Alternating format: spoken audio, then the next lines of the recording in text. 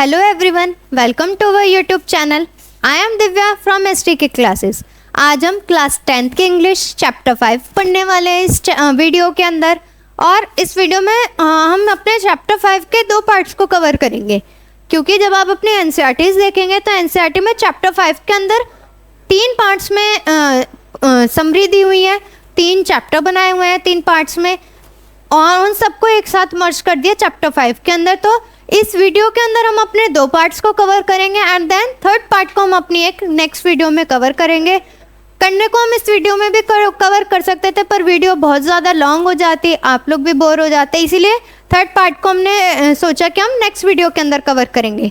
इस वीडियो के अंदर सिर्फ हम अपने 2 पार्ट्स को कवर करेंगे। तो चलिए हम देख लेते हैं अपने चैप्टर 5 का नाम। चैप्टर 5 का नाम है ग्लिम्पसेस ऑफ इंडिया। ग्लिम्पसेस का क्या मतलब है? एक छोटी पहचान किसी भी एक पर्टिकुलर इंडिया के स्टेट की कह लो या किसी भी डिस्ट्रिक्ट की कह लो, वहाँ की। तो जो हमारा फर्स्ट पार्ट है वो क्या है? A baker from Goa.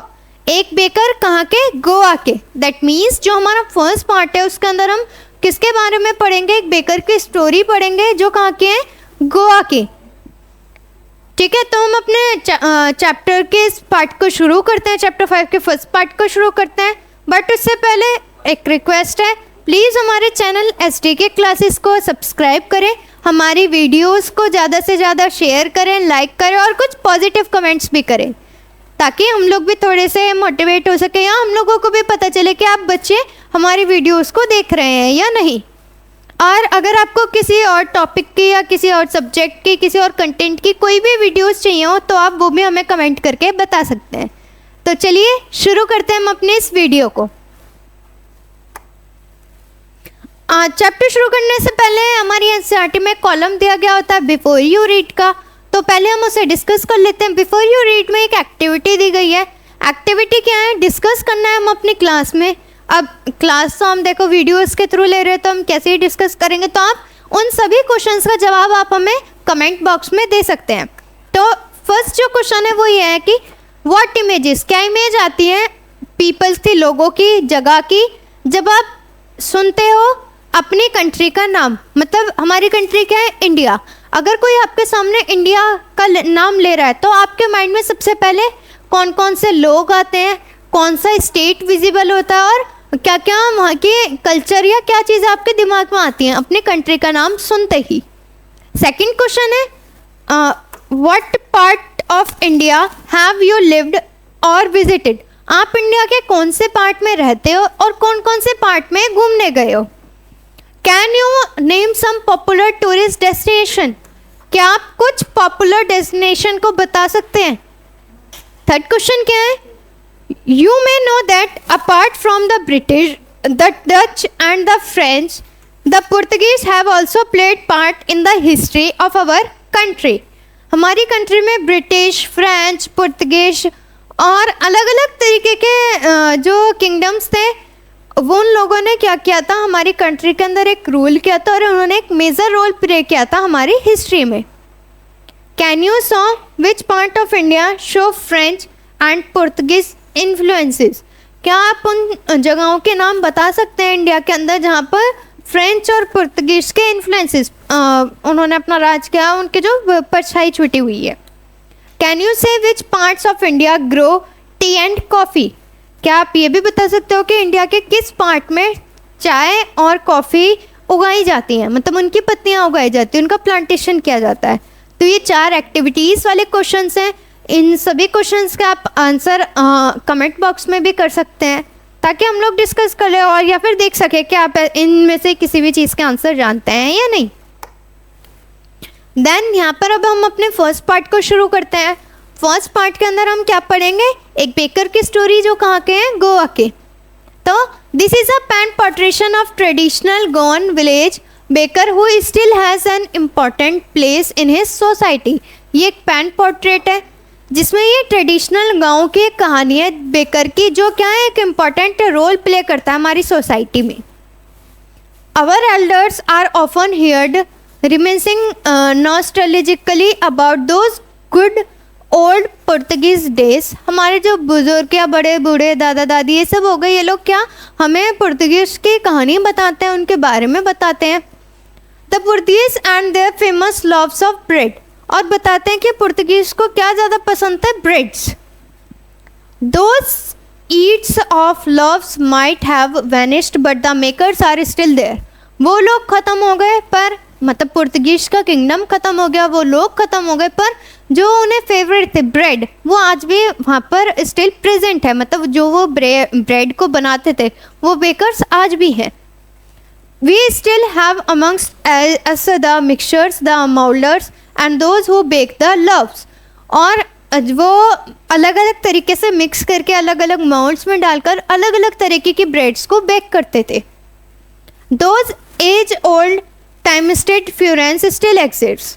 वो चीज़ें अभी भी बहुत पुरानी होने के बाद भी एग्जिस्ट करती हैं. The fire in the furnace has not yet been extinguished. और जो भी फायर थी फ्यूरेंस की वो अभी तक भी ख़त्म नहीं हुई. The thud and jingle of the traditional bakers bamboo heralding his arrivals in the morning can still be heard in some places. और जिस तरीके से वो जो ट्रेडिशन फॉलो होता आ रहा था कि वो अपनी ब्रेड को बेचने के लिए क्या करते थे, बैम्बूज को हिट करते हुए आते थे, तो वो आज भी हमें देखने को मिलता है कहीं कहीं जगह पर मॉर्निंग के टाइम पर. May be the father is not alive but the son still carries on the family. हाँ, उनके फादर लिव नहीं होंगे पर उनके बच्चे क्या हैं, आज भी हैं, और वो इस ट्रेडिशन को फॉलो कर रहे हैं कंटिन्यूसली. क्योंकि ये उनका क्या था, फैमिली प्रोफेशन था. कि ऐसा नहीं कि उनके फादर ने क्या तो उस प्रोफेशन को कोई और फॉलो नहीं करेगा, नहीं, वो उनका फैमिली प्रोफेशन था. उनके फादर के बाद उनका सन और उनके सन के बाद उनका son. These bakers are even today known as poder in Goa. वो बेकर्स को आज किस नाम से जाना जाता है, पैडर इन गोवा के नाम से. भाई गोवा की स्टोरी है तो दैट मीन्स यहाँ पे गोवा के नाम से ही उन्हें जाना जाएगा. ड्यूरिंग अवर चाइल्डहुड इन गोवा, जब हमारे राइटर का चाइल्डहुड बीत रहा था गोवा में, the baker used to be our friend. तो बेकर को किस तरीके से यूज़ किया जाता था, अपने दोस्तों की तरह, अपने कलीग्स की तरह और अपने गाइड की तरह. He used to come at least twice a day. वो दिन में 2 बार आते थे. Once when he set out in the morning on his selling round. पहले वो सुबह आते थे जब वो अपने सामान को बेचने के लिए राउंड पर निकलते थे. And then again when he returned after his emptying his huge basket. और दोबारा वो कब आते थे, जब वो अपनी भरी हुई बास्केट को खाली कर देते थे. मतलब पूरे दिन का अपना सामान जितना भी वो ब्रेड्स लेते थे अपनी बास्केट के अंदर उसे बेच देते थे और तब वो शाम के टाइम पे वापस आते थे, रिटर्न करते थे. The jungling tugged off his bamboo walk as up from sleep and we ran to meet and greet him. वहाँ के जो लोग थे वो क्या करते थे, बैम्बू की आवाज़ को सुनते ही आते थे उठकर और उन्हें ग्रीट, उनसे मिलते थे और बातचीत करते थे. Why was it so? ऐसा क्यों होता था? Why was it for the love of the loaf? ये क्या था, उनका प्यार था उन लोगों के लिए. Not at all. सिर्फ इतना ही नहीं. The loaves were bought by some paskin of Bastin, the maidservant of the house.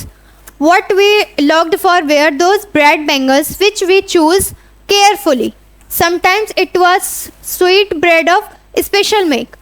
वो ऐसा क्यों करते थे, क्योंकि वो लोग क्या लाते थे, ब्रेड लाते थे और वो लोग उनके घर तक लाते थे.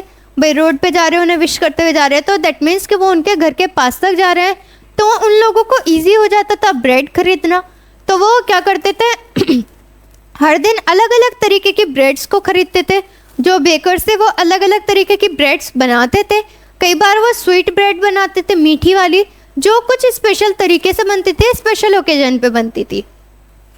The baker made his musical entry on the scene with the जंग जंग sound of his specially made bamboo stuff. और जो वो बेकर थे वो एक म्यूज़िक के साथ अपनी एंट्री करते थे, जो क्या आवाज़ थी, झंग झंग की, जो उनके फेवरेट कह सकते हैं कि या फिर एक स्पेशल इंस्ट्रूमेंट से आती थी जिसे वो बैम्बू है, मतलब बैम्बू में वो स्टिफ करते हुए आते थे, तब उससे ये आवाज़ निकलती थी और उनका वेलकम होता था. One hand supported the basket on his head and the other banged the bamboo on the ground. एक हाथ क्या होता था, उनकी बास्केट को संभालता था जो उनके कमर पर होती थी, और दूसरा हैंड उस बैम्बू को संभालता था जिससे वो आवाज़ निकालते थे. He would greet the lady of the house with good morning. वो क्या घरों की लेडीज़ को किस तरीके से ग्रीट करते थे, उन्हें विश करते थे, गुड मॉर्निंग विश करते थे. And then place his basket on the vertical bamboo, और वो अपने बास्केट को कहाँ रख देते थे, वर्टिकल बैम्बो के ऊपर. We kids would be pushed aside with a mild rebuke and the loaves would be delivered to the servant. जो वो किड्स थे वो लोग क्या उनकी हेल्प करते थे सामान निकालने में, और वो सामान निकाल कर वो सर्वेंट्स को दे देते थे. But we would not give up, उन्होंने हिम्मत नहीं हारी. We could climb a bench or the parapet and peep into the basket somehow. वो किसी भी तरीके से क्लाइंब करते हुए चढ़ते थे ऊपर तक, पैरापेट तक, और अपने बास्केट के अंदर की ब्रेड्स को सेल करते थे. I can still recall the typical fragrance of those loves. उन्हें वो अभी भी वो टिपिकली फ्रेगनेंस वाली स्मेल आज भी याद है. Loaves for the elders and the bangles for the children. Then we did not even care to brush our teeth और वॉश अवर माउथ प्रॉपरली. जो वहाँ के बच्चे थे वो लोग क्या मतलब बिल्कुल ही ऐसे थे कि उन्हें अपनी कोई भी केयर ही नहीं थी. सुबह उठ जाते थे बिना ब्रश करे, बिना मुंह धुले ही, वो उन्हें क्या होता था, अपना नाश्ता चाहिए होता था. एंड वाई शुड वी, वो उनका मानना था कि वो लोग ब्रश क्यों करें या अपना फेस क्यों वॉश करें. Who would take the trouble of plucking the mango leaf for the toothbrush. कौन तो हमारे लिए आम की पत्तियाँ या आम की टहनियाँ तोड़ के लाएगा जिससे हम ब्रश करें. भाई मतलब उस टाइम पर तो क्या नॉर्मल आज के जैसे कोलगेट या रेड पेस्ट ये सारे पेस्ट अवेलेबल नहीं थे, तो लोग क्या करते थे, अलग अलग पेड़ों की टहनियों से अपने ब्रशेस करते थे. तो वही कह रहे हैं वहाँ के बच्चे कि पहले तो हम ऐसा करें क्यों, हम ब्रश ही क्यों करें. और दूसरा वो कह रहे हैं कि हमारे लिए आम की पत्तियाँ या टहनियाँ कौन तोड़ के लाएगा. And why was it necessary at all, और ये सब पढ़ना ज़रूरी क्यों है. The tiger never brushed his teeth. Tiger कभी भी अपने दांतों को ब्रश नहीं करता. दैट मीन्स वो बच्चे अपना कंपैरिजन किससे कर रहे हैं, टाइगर से कर रहे हैं. Hot T could wash and clean up everything so nicely after all.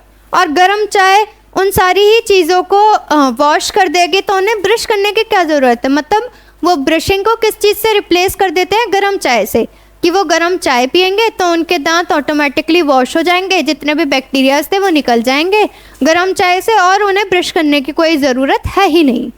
मतलब ये उन्होंने अपनी मेंटलिटी बना रखी थी ऐसी. Marriage gifts are meaningless without the sweet bread known as the bol. Just as a party or a feast loses its charm without bread. कोई भी शादी होती थी तो उसमें बिना ब्रेड गिफ्ट करे कोई भी गिफ्ट की वैल्यू मानी ही नहीं जाती थी. कोई बर्थडे हुआ या कोई भी ऐसी पार्टी हुई तो उसमें जब तक ब्रेड ना हो तब तक उस पार्टी का मज़ा आता ही नहीं था. Not enough can be said to show how important a baker can be for a village. मतलब वो बेकर इतने ज़्यादा इम्पोर्टेंट थे उस विलेज के लिए कि किसी भी फंक्शंस में उन बेकर्स की मौजूदगी के बिना कोई भी फंक्शन कंप्लीट हो ही नहीं सकता था. The lady of the house must prepare sandwiches on the occasion of her daughter's engagement. जब उनके जो लेडीज़ होती थी, तो जब उनकी बेटियों की एंगेजमेंट होती थी तो जो मदर्स थी वो क्या करती थी, सैंडविचेस बनाती थी. Cakes and bolinhas are a must for Christmas as well as other festivals. Cakes और अलग अलग तरीके की मिठाइयाँ बनना क्रिसमस पर और अलग अलग फेस्टिवल्स पर ये बहुत ज़रूरी थी. Thus, the presence of bakers furens in the village is absolutely essential. इसी वजह से बेकर्स की प्रेजेंस होना उस विलेज के लिए बहुत ज़्यादा ज़रूरी थी. The baker or bread seller of those days had a peculiar dress known as the kabai. उन लोगों की एक अलग ही ड्रेस बनी हुई थी बेकर्स की, या जो ब्रेड सेल करते थे, जिसका नाम था कबई. It was a single piece long frock reaching down the knees. मतलब क्या था, उस ड्रेस में एक सिंगल पीस का ही फ्रॉक था जो उनकी नीज को टच कर रहा था. In our childhood we saw bakers wearing a shirt and trousers which were shorter than full length ones and longer than half pants. Even today, anyone who wears a half pant which reaches just below the knees invites the comment that he is dressed like a pedder. आज के time पे देखा जाए तो जो भी कोई baker होता है वो एक प्रॉपर यूनिफॉर्म में होता है, एक प्रॉपर ड्रेस में होता है, कोई भी शॉर्ट वेयर ड्रेस नहीं करता है। आज के टाइम पे अगर कोई भी बेकर शर्ट और नीचे हाफ पैंट पहनता है जो उनके घुटने तक होते हैं तो उन्हें कैसा माना जाता है कि वो क्या है, पेडर है, मतलब भिखारी हैं, उनके पास कपड़े नहीं है। इसका मतलब जो भी बेकर्स हैं उन्हें फुल लेंथ के कपड़े पहनने ज़रूरी हैं। The baker usually collected his bills at the end of the month. और जो बेकर थे वो महीने के एंड पर क्या करते थे, सारे बिल्स को इकट्ठा करते थे। Monthly accounts use to be recorded on some wall in pencil. एक दीवार होती थी जिस पे वो पेंसिल से हर एक महीने का प्रॉपर रिकॉर्ड बनाकर रखते थे। Baking was indeed a profitable profession in the old days. Bake करना उस टाइम पर एक बहुत प्रॉफिट वाला प्रोफेशन था, काम था उन दिनों में। The baker and his family never स्टारवेटेड।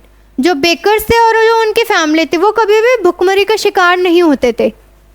His family and his servants always looked happy and prosperous. जो उनकी फैमिली थी या जो सर्वेंट्स होते थे बेकर्स के, वो कैसे रहते थे, हमेशा खुश रहते थे और हमेशा इंजॉयफुल रहते थे, कभी उनके पास कोई दुख नहीं आता था। Their pulp Piziquance was an open testimony to this. Even today, any person with a jackfruit-like physical appearance is easily compared to a baker. अगर कोई भी जैक फ्रूट वाला फिजिकल अपीयरेंस होता है उसे किससे कंपेयर किया जाता है, उन बेकर से कंपेयर किया जाता है। यहीं पर ही हमारा फर्स्ट पार्ट कंप्लीट होता है। फर्स्ट पार्ट में क्या उन्होंने पूरी एक बेकर्स की स्टोरी बताई, क्या बेकर्स की जर्नी थी, उस पूरे गोवा के अंदर किस तरीके से बेकर्स को इम्पोर्टेंस दी जाती थी, वहाँ पर क्या बेकर्स एक मेजर रोल प्ले करते थे। ठीक है, होप सो आप सभी बच्चों को फर्स्ट पार्ट अच्छे से समझ आ गया होगा। अब हम इसी वीडियो के अंदर अपने सेकंड पार्ट मतलब सेकंड स्टोरी को कंटिन्यू करते हैं। देन हम नेक्स्ट वीडियो में हम अपने थर्ड पार्ट को कंटिन्यू करेंगे। तो जो हमारा सेकंड पार्ट है वो क्या है, कॉर्ग। सेकंड पार्ट का नाम क्या है, Korg. Korg is coffee country famous for its rain forest and species. Korg क्या है, कॉफी की कंट्री है और ये किस लिए फेमस है, रेन फॉरेस्ट और अलग अलग स्पीसीज के लिए। Midway between Mysore and the coastal town of Mangalore sides a piece of heaven that must have drifted from the kingdom of God.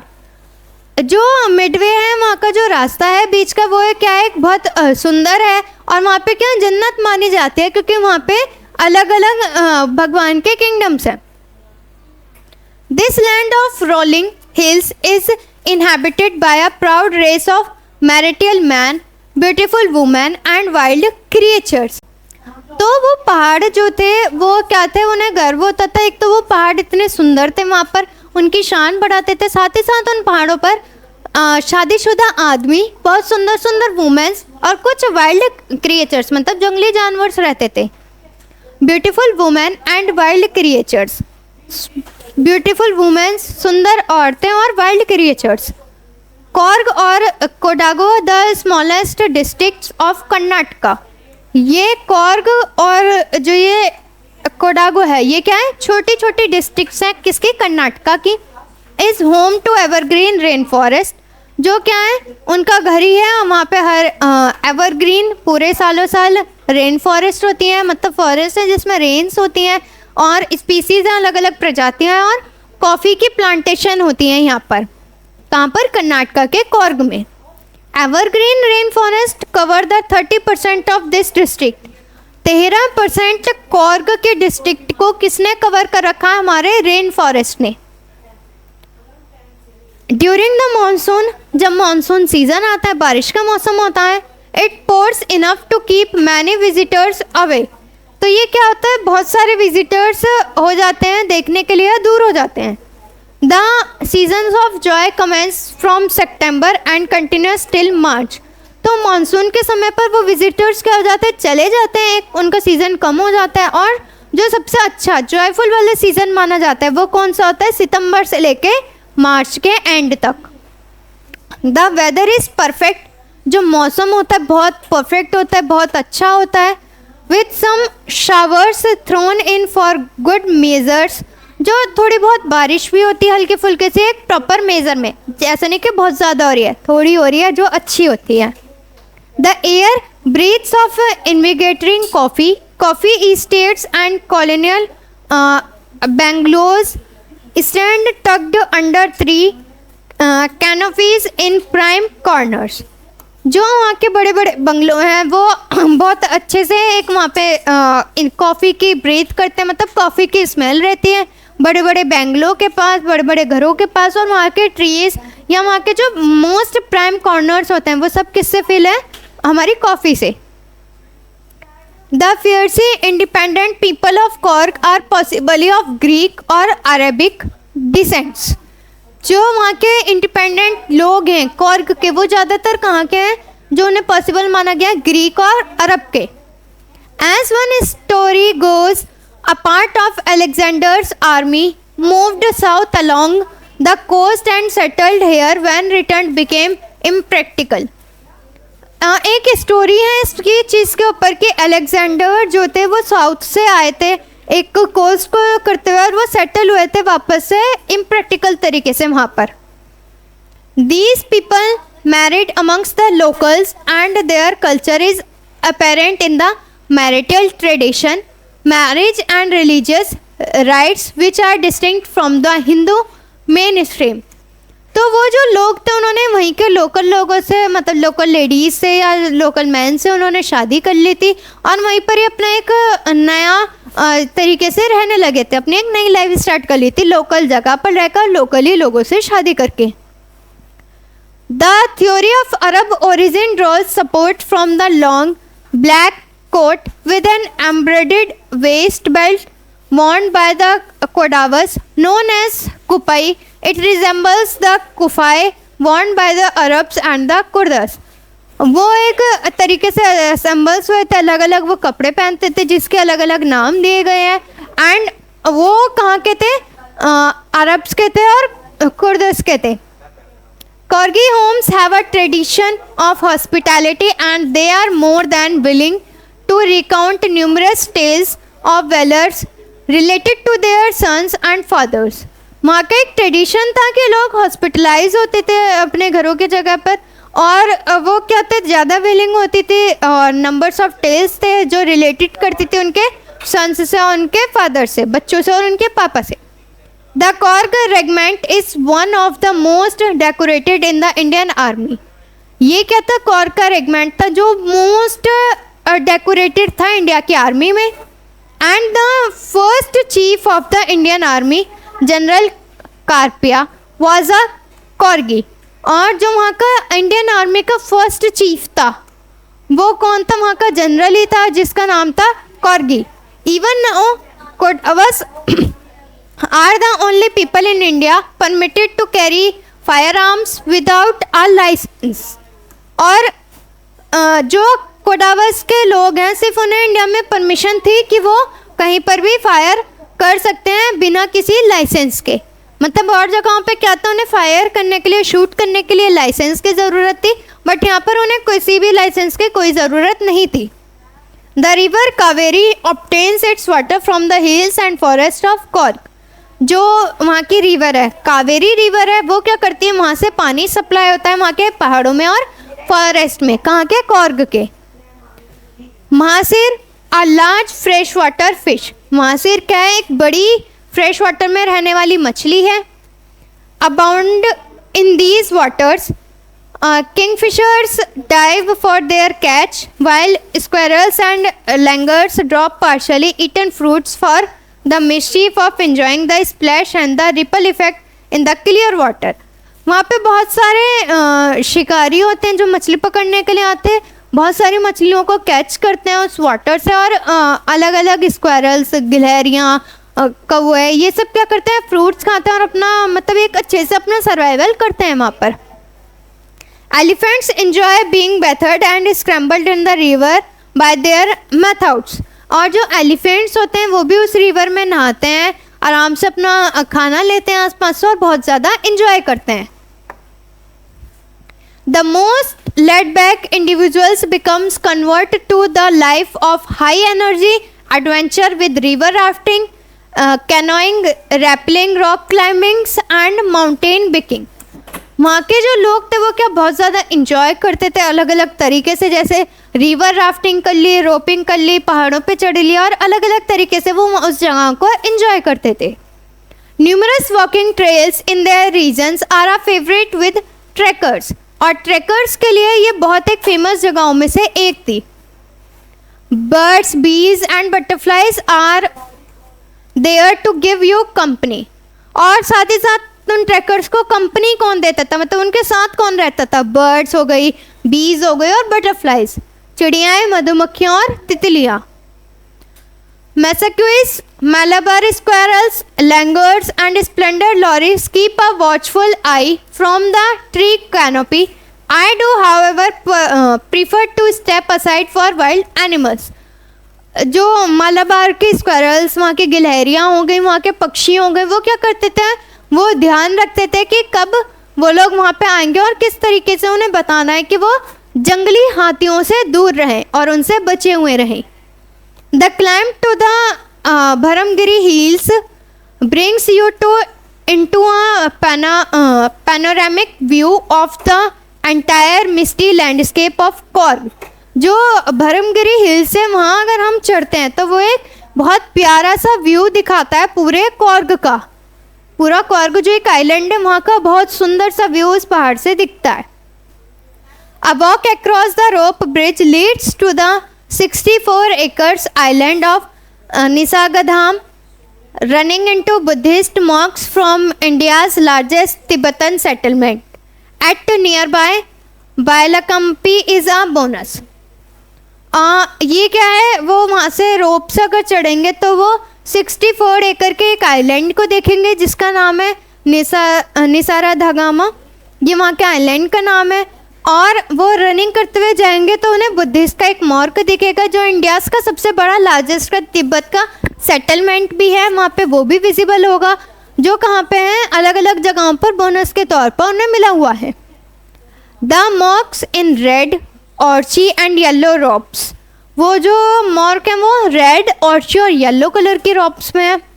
Are amongst the many surprise that wait to be discovered by visitors searching for the heart and soul of India's right here in Cork। और इस चीज़ को लोगों ने surprise हुआ कि लोगों ने किस तरीके से इस चीज़ का इंतज़ार किया, यहाँ पे विज़िट किया और डिस्कवर किया उसे, इंडिया के सोल को, उसके दिल को, कि वो सही जगह है कॉर्ग के लोगों के दिल में और उनके सोल में, उनके आत्मा में, इंडिया की आत्मा में वो बनी रहे। तो ये वाला पार्ट भी हमारा यहीं पर ही ख़त्म होता है। दैट मीन्स इस पार्ट के अंदर कॉर्ग की स्पेशलिटीज़ बताई गई हैं। वहाँ पे कॉफ़ी की प्लांटिंग होती है एंड वहाँ के ब्यूटीफुल हिल्स हैं, अलग अलग लोग हैं, बहुत सुंदर सुंदर लोग हैं जो वहाँ पर रहते हैं। बहुत सारी ऐसी खूबसूरत जगह हैं कॉर्ग के जो देखने को मिलती हैं अलग अलग पहाड़ों से। अगर वो विज़िट करते हैं वहाँ पर तो वो क्या है, एक फेमस टूरिस्ट प्लेस है और इंडिया का एक ऐसा हार्ट और सोल माना गया है जिसे लोग देखना प्रीफर करते हैं और लोगों ने इसे बहुत ज़्यादा विजिट करके इसे डिस्कवर किया है। ठीक है, एंड यहीं पर ही हमारी वीडियो कंप्लीट होती है। इस वीडियो के अंदर हम अपने चैप्टर 5 के 2 पार्ट्स को कवर किया है। होप सो आप सभी बच्चों को दोनों पार्ट अच्छे से समझ आ गए होंगे। मिलते हैं हम अपने नेक्स्ट पार्ट में, अपने नेक्स्ट वीडियो में, अपने नेक्स्ट पार्ट के साथ। तब तक के लिए आप हमारी वीडियोस को लाइक करें, शेयर करें और मिलते हैं हम अपने नेक्स्ट वीडियो में।